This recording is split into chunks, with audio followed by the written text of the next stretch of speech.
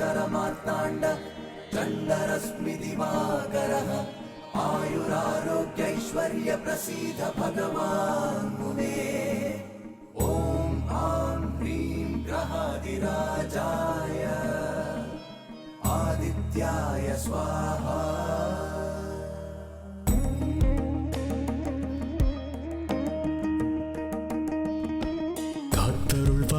சூரியனே வாழ்க்கை பயணத்தின் சாரதியே மனதின் இருளை நீக்கும் ஆதித்யனே புது வெளிச்சம் காட்டும் என் இறைவனே இந்த உலகம் ஓர் மாயை அதன் இயக்கம்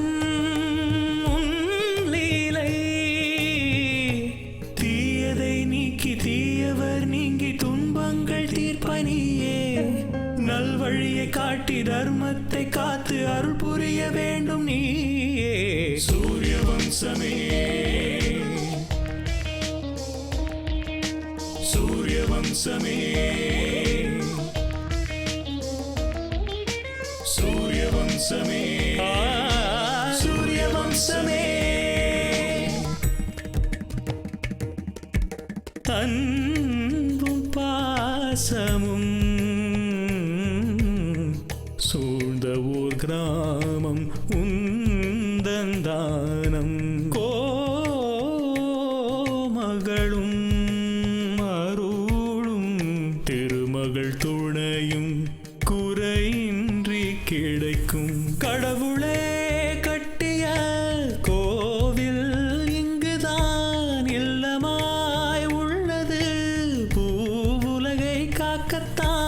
இன்பமும் கூட துன்பமும் சேர்ந்து தொடருமே இந்த பந்தம் ஏழேழு ஜென்மம் நம் வாழ்வில் என்றும் ஒளி வீசும் பேரின்பம் சூரிய வம்சமே சூரிய வம்சமே சூரிய வம்சமே சூரிய வம்சமே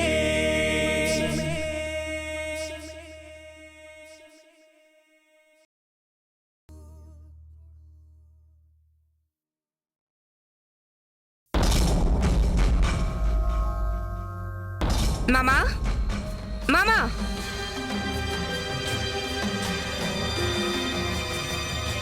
மாமா எம்எல்ஏ மாமா ఎవరది ఓ కాంచనావా நீதானா உட்காரு உட்காரு இந்த வர உட்காரு உட்காரு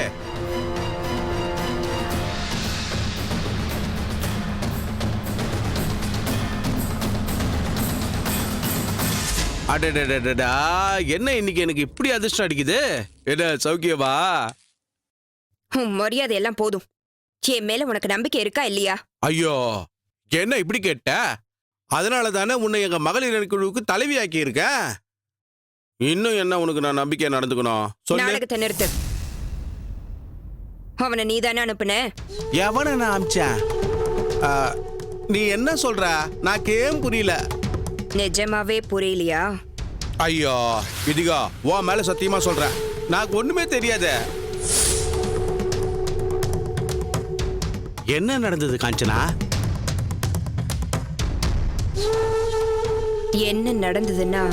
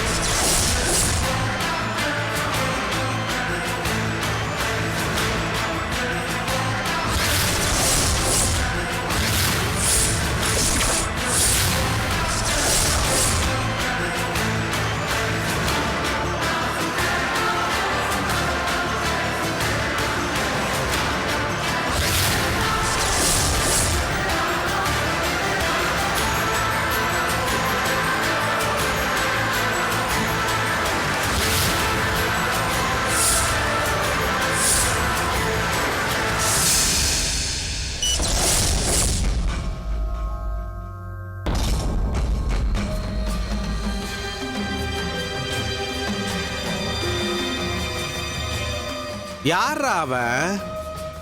எங்கடா இருக்கிறான்?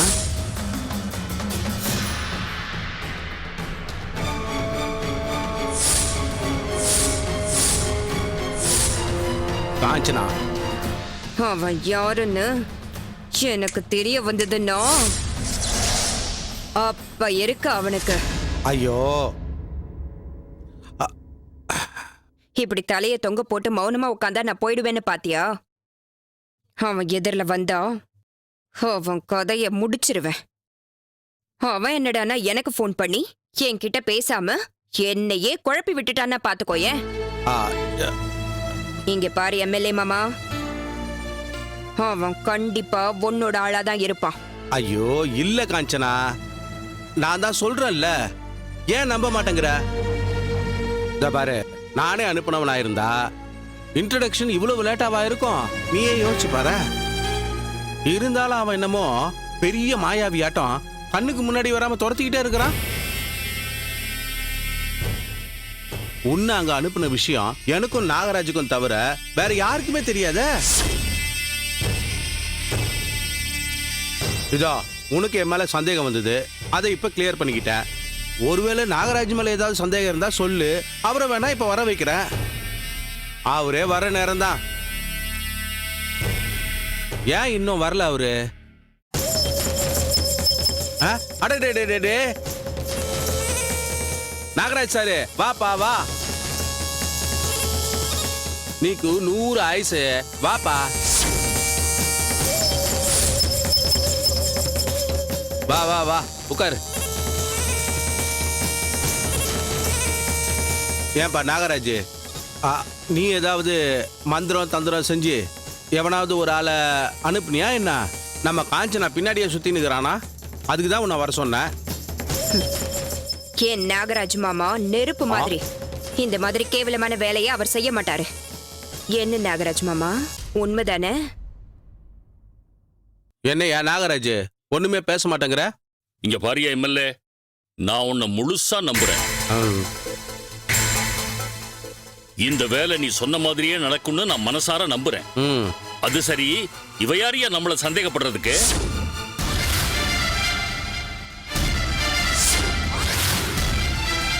நாம தான் இவ்வளவு சந்தேகப்படணும். நம்ம கையாலேயே பணத்தை வாங்கிக்கிட்டு வேலை செய்ய முடியாம இந்த மாதிரி கையாலாகாத தனமா பேசிக்கிட்டு இருக்கா.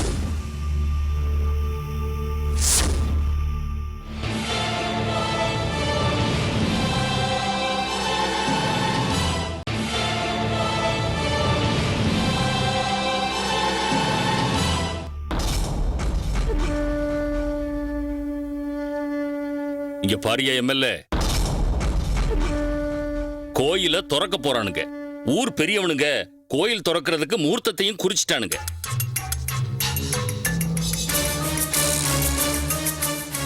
இதுக்குள்ள அஜயும் ஸ்னேகாவும் ஒன்னாகணும், இல்லன்னா துளசியை விட்டு அவன் பிரிஞ்சாவது வரணும். செய்ய வேண்டிய வேலையை உருப்படியா செய்யாம புருஷன் வந்தான், அவன் வந்தான், இவன் வந்தான்னு கதையெல்லாம் விட்டுக்கிட்டு இருக்கா.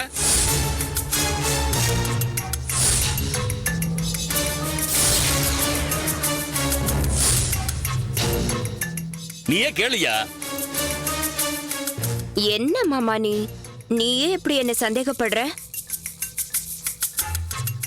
இதோ இந்த மாதிரி பார்க்காத மாமா.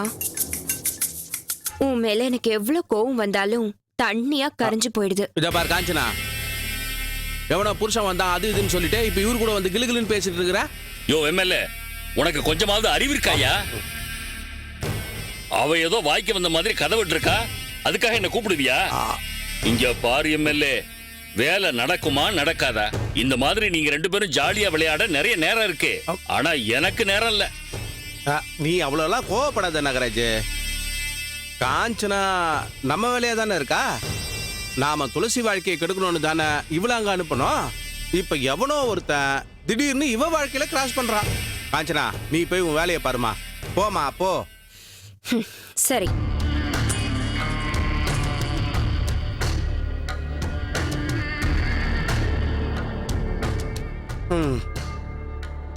என்னவோப்பா.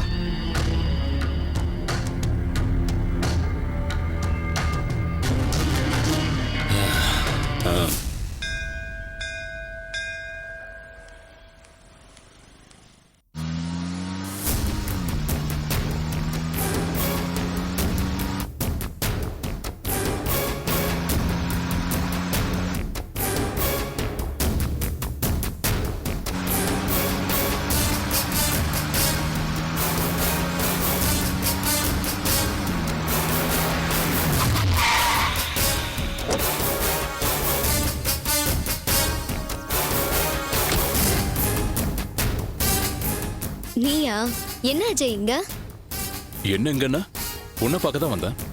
இப்படி எல்லா விஷயத்திலையும் மூக்க நுழைக்கிறது எனக்கு சுத்தமா பிடிக்காது. அதுவும் என் பர்சனல் விஷயத்துல. ஓ, விஷயம் உனக்கு தெரிஞ்சிருச்சா? ஓகே.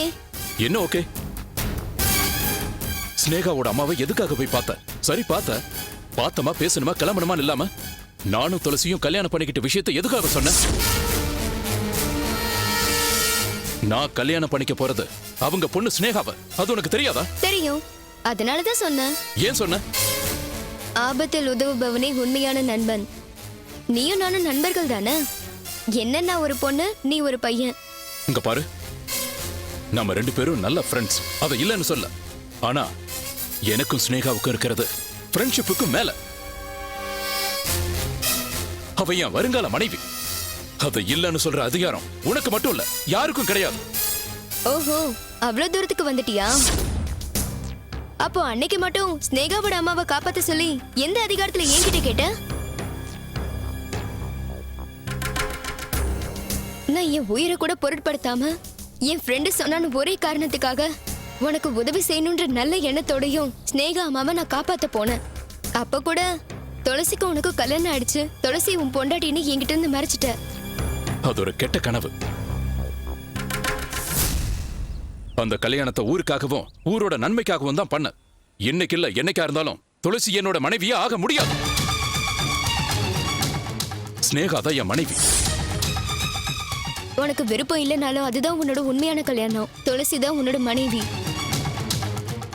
ஒரு தடவை ஒரு பொண்ணோட கழுத்துல தாலி கட்டிட்டு மறுபடியும் இன்னொரு பொண்ணை கல்யாணம் பண்ணணும்னு நினைக்கிறது தப்பு. தப்பான வழியில போயிட்டு இருக்க உன்ன ஒரு ஃப்ரெண்டா நல்ல வழியில கூட்டிட்டு வருது என்னோட ரெஸ்பான்சிபிலிட்டி. உனக்கு எத்தனை ஃப்ரெண்ட்ஸ் வேணா இருக்கலாம். எந்த உரிமையில அன்னைக்கு ஸ்னேகாவோட அம்மாவை காப்பாத்த சொல்லி என்கிட்ட கேட்டியோ அதே உரிமையில ஒரு ஃப்ரெண்டா உன்னை சரியான வழியில கூட்டிட்டு வருவேன். இது சத்தியம் அஜய். இனி நீ தப்பான வழியில போகணும்னு நினைச்சாலும் நான் உன்னை போக விட மாட்டேன். உண்மையான ஃப்ரெண்ட்ஷிப்னா என்னன்னு நான் உனக்கு சொல்றேன்.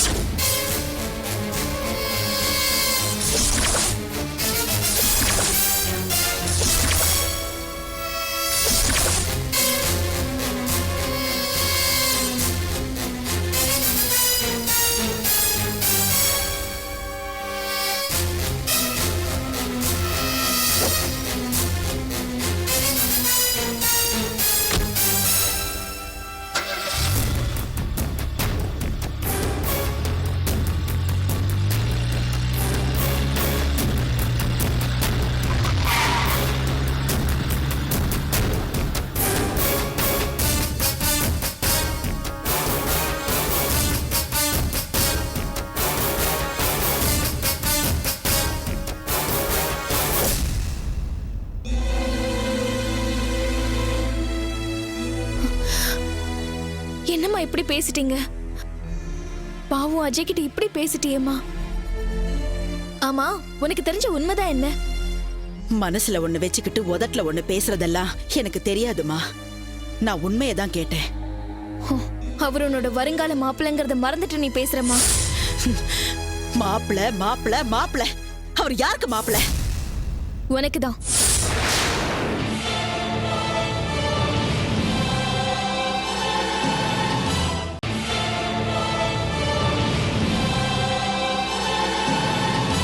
அவர் உன்னோட வருங்கால மாப்பிள்ளைங்கிறத மறந்துட்டு நீ பேசுறமா?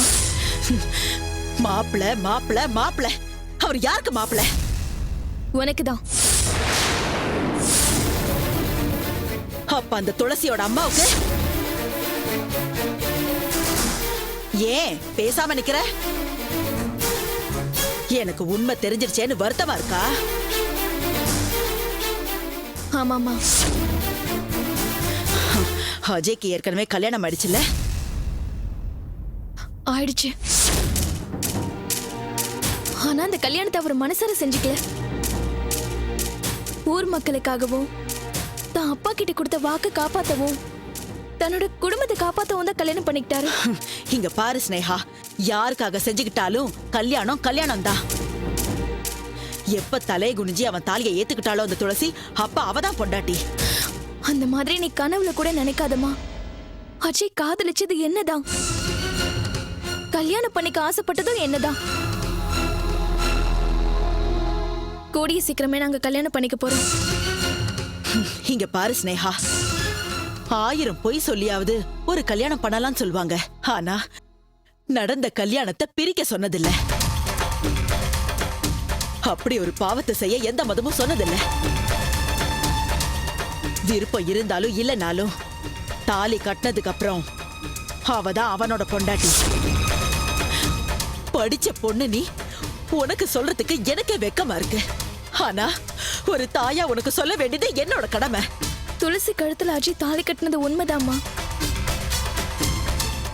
ஆனா அஜய் என்னைக்கு துளசிய மனைவிய நினைச்சதே இல்ல. சொல்ல போனா இது வரைக்கும் அவர் அவளை தொட்டது கூட இல்ல. இப்பவும் அஜய் என்னதான் விரும்புறாரு. நானும் அஜய்க்கு உயிர்மா. நீ நான் அவருக்கு உயிர்தான் இல்லன்னு சொல்லல.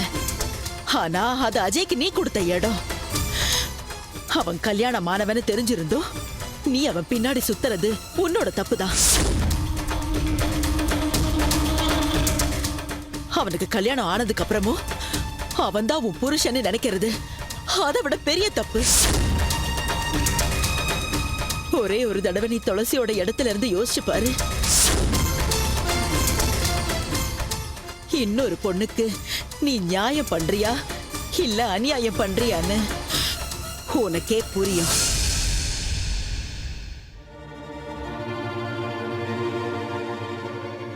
அஜய்க்கு துளசிய பிடிக்காம போகலாம். ஆனா துளசிக்கு அஜய்னா ரொம்ப பிடிக்கும்ல. ஆனா அஜய் விரும்புறது என்னதாம்மா. இப்பவும் நான் தான் அவர் மனசுல இருக்கேன். மனசுல வேணா நீ இருக்கலாம். ஆனா தாலி கட்டினது துளசிக்கு.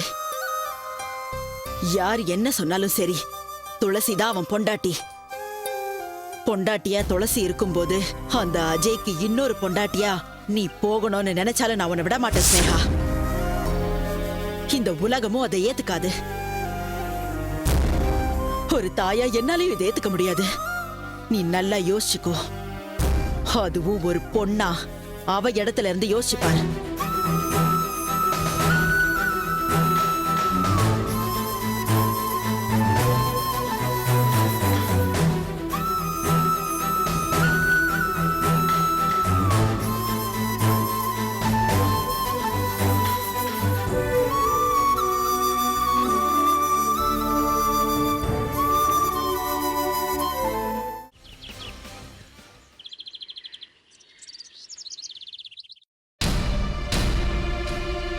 துளசி, துளசி. அஜய் ஐயா, காஃபி சாப்பிடுறீங்களா இல்ல மோர் ஏதாவது கொண்டு வரட்டுமா? துளசி எங்க? துளசி அம்மா அவங்க ரூம்க்கு இப்பதான் போனாங்க.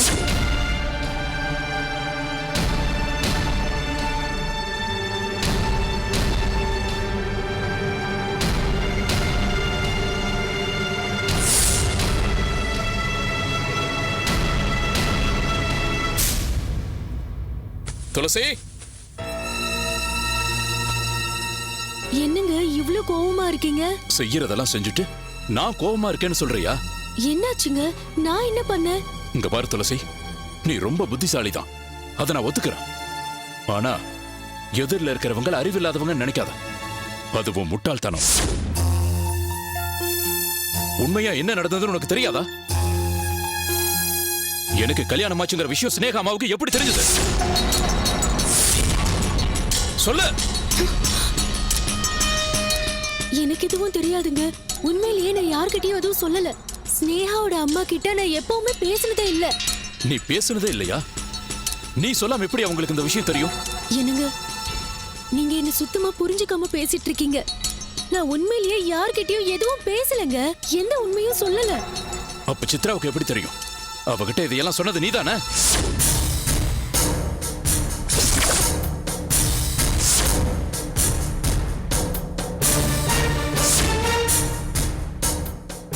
மௌனமா இருக்கிறதுனால போய் உண்மையாயிடாது. என்ன தவிர எல்லாரும் நல்லவங்க தான். என்ன தவிர எல்லாரும் உண்மையானவங்க தான்.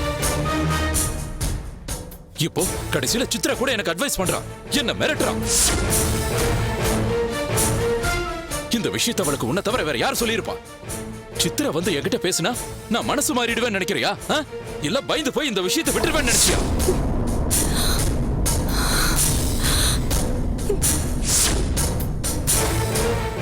உன்னை நான் எதுக்காக கல்யாணம் பண்ணிக்கிட்டேன்னு உனக்கும் எனக்கும் மட்டும்தான் தெரியும். நீ செய்யற இந்த சீப் ட்ரிக்ஸால என்ன உன் பக்கத்துல வர வைக்கணும்னு நினைச்சினா அது உன் முட்டாள்தனம். உன்னை என்ன செஞ்சாலும் பாவமே இல்ல. குடும்ப வாழ்க்கையை ரோட்டுக்கு கொண்டு வந்து என்ன அவமானப்படுத்துறதுனால உனக்கு என்ன நன்மை? சச்சா, உன்கிட்ட பேசுறதுக்கு அசிங்கமா இருக்கு.